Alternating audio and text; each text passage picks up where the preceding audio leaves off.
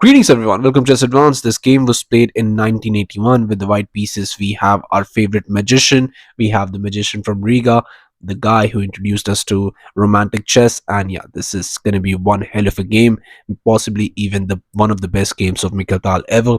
With the black pieces, we have Janos Flesch. He was a very strong Hungarian grandmaster, and yes, you're gonna love this game here. Without further ado, let's start with this game. Tal goes for e4, we have c6, we go into the Karo-Khan defense, d4 and d5. We have knight to c3, d captures, and just knight to d7.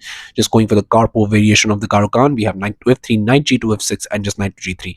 You don't want to trade those knights early on. I mean, that just invites draw. So let's not do something like that here. Just e6, bishop to d3, and we have c5. And the famous move here is most likely just castles here. Try to go for just castles, develop the bishop, and you're going to have a great game because you cannot even capture because this knight captures and I have my knight centralized. Position is very nice, but in this position here Tal goes for something weird, not weird I would say, but he goes for c3. C3 is yeah, not something that you would want to do, because here if you go for e captures, which c captures, which is played in the game, you have to understand that knight captures is not a good idea. So here, I mean, here Tal just goes for knight captures on d, which is the point, because now bishop to c5 comes, and you have to understand after this trade takes place, then you're going to be left with an isolated pawn, and that's something that you're not supposed to do technically according to the rules. But I mean, he's Tal. I mean, sometimes he can just break the rules and he can get away with it. He's gotten away with it before as well. So let's see what happens this time. He just goes for castles, and castles with the idea and not moving the knight back is simply because that you have to get your king to safety. Here we have bishop captures but just c captures. Now castles by black as well. Bishop to g5 but just h6, pushing the bishop back. Bishop to f4, and here just knight to b6 was played by his opponent, and Tal goes for bishop to c2. Bishop to c2 with the idea that he wants to go queen to d3 and try to go for checkmate somewhere along the line. But queen to d2 made much more sense, because now knight after d5, and you can actually go for the sacrifice. Bishop captures, g captures, queen captures, but the only problem with this position is f5.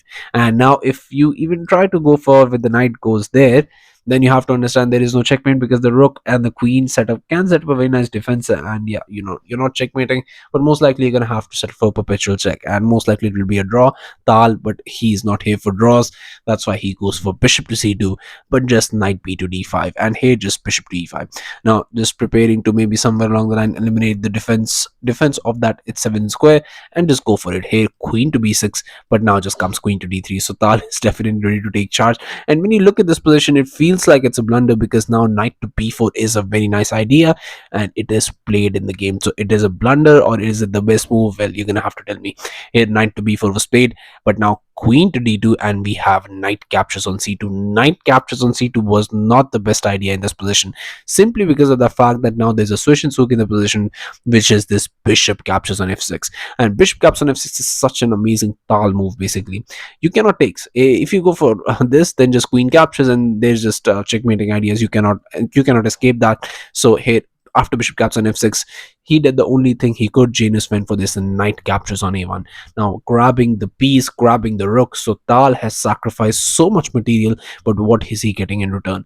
He just goes for this beautiful knight captures on h5, and the problem is the same. You cannot captures because the queen captures, and yeah, you're just getting checkmated.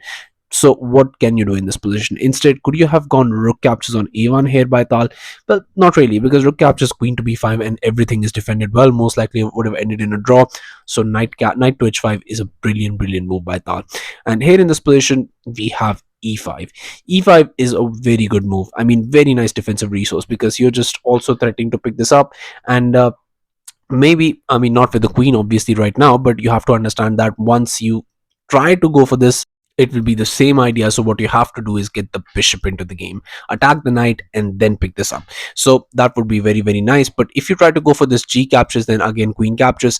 But again, basically you need to find a way to just attack the knight, whether be it with the queen, be it with the bishop, but then again you'll have a very nice game. But in this position, d captures on e5 was played by Tal, and now finally going for g5 idea. This g5 is a very nice defensive resource, but now, I mean, what can you do other than this? There is no other move. Even if you go for, again, g captures did not work. G5 was the only try.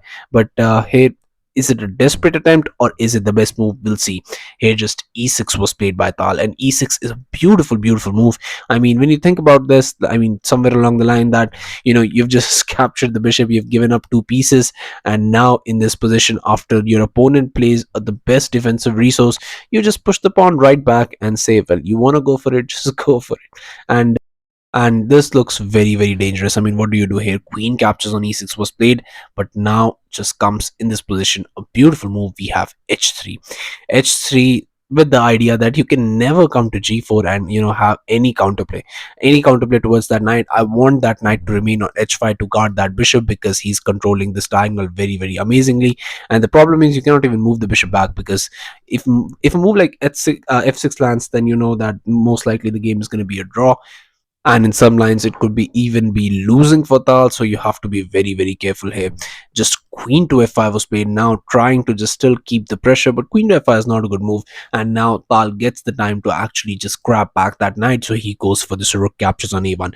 We have bishop to e6 now, finally connecting the rooks, developing the bishop. Queen is also in the game, and you don't seem to have that much compensation for the sacrificed exchange. But when you now think about it, maybe, just maybe, there is, because here rook to e1 was played, but now just comes this queen to g6. We have g4 now, just cementing that knight there, and it's going to remain there for the rest of the game. You cannot do anything, and once the knight is there, the bishop is going to remain there as well. Now finally white gets the rook into the game. Rook to e1, rook a to c8. We have bishop to c3 now, rook f to d8, and just queen to e3. Queen to e3 is a very nice move, because of the fact that here queen to e5 is going to be very, very strong, and actually black just falls into the trap. He goes for rook to d3, attacking the queen, and seems like a good move, but just queen to e5, and what are you doing in this position? And now, I mean, this is just way too strong. You cannot do anything in this position other than what was played in the game. Here just rook captures on c3. Now you have to sacrifice the exchange. B captures, and now when you look at it, the I mean, the material is just completely equal. And now what you have is a position where your king is just very, very weak. So what do you do in this position? Here black went for this rook to be king to b7. King to b7 is not a good move here. A move like rook to d8 would have been still better, because you protect the back rank, and there is no checkmate in the position, so you can try to just manage the position as better as possible. But king to h7 just completely blunders the game, because now just comes this knight to f6 check. And what are you doing in this position? King to g7 was tried. We have knight to d5 with a very nice discovered check. King to h7. Even if you try to go for king to f8, queen to b8 check, and after this king to g7, knight to e7 would be really, really strong in this position, because the queen is attacked. Where do you move the queen? There are not many squares here, and yeah, this is, if you have to go for something like that, because that can be a threat as well. So it's not going to be that good. So knight to d5 check, really, really strong. King to h7 was played, but king to h7 unfortunately does not work, because knight to e7, now the queen is threatened, and where do you even put the queen? This is not available, this is not available, this is not available, this is not available, this is not available.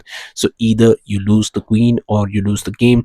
Flesch, it was on this move, on just move 32, that Flesch resigned the game, and Tal got this spectacular victory in just 32 moves. I mean, sacrificing two pieces, sacrificing the exchange, not even capturing the exchange, and just keeping the knight bishop pair for as long as possible. And in the end, here he had to sacrifice the exchange back to try and survive in the game. And now, I mean, after just one king to h7, the position just completely crumbled, and knight and the queen was sufficient enough to actually take this game there. I mean, whatever you do, let's say you play queen to g7 trying to go for the exchange, but just queen to e4 check, and you can understand what's happening in this position. Yeah, I mean, this is just a self-explanatory. I don't have to even say anything about this. So yeah, it was on this move where he resigned the game, and I mean, a brutal, brutal victory. And this is one of those games where Tal sacrificed, but he didn't just sacrifice, he also created a positional masterpiece. And I mean, the sorcery is part of it, the magic is part of it, but when he's able to create those positional masterpieces, and he didn't even have to get the rook into the game, he did it with just the queen and the knight, and it was absolutely sufficient just because of one move. And that actually shows how strong he was, not just with his magic but with his positional chess as well. That's why he was able to create those sacrifices. So yeah, thank you all for watching. I'll be coming back with games like these, so stay tuned to the channel, stay updated, because these amazing games gets lost in the mix. So I'll be seeing you guys very, very soon. Thank you very much for watching.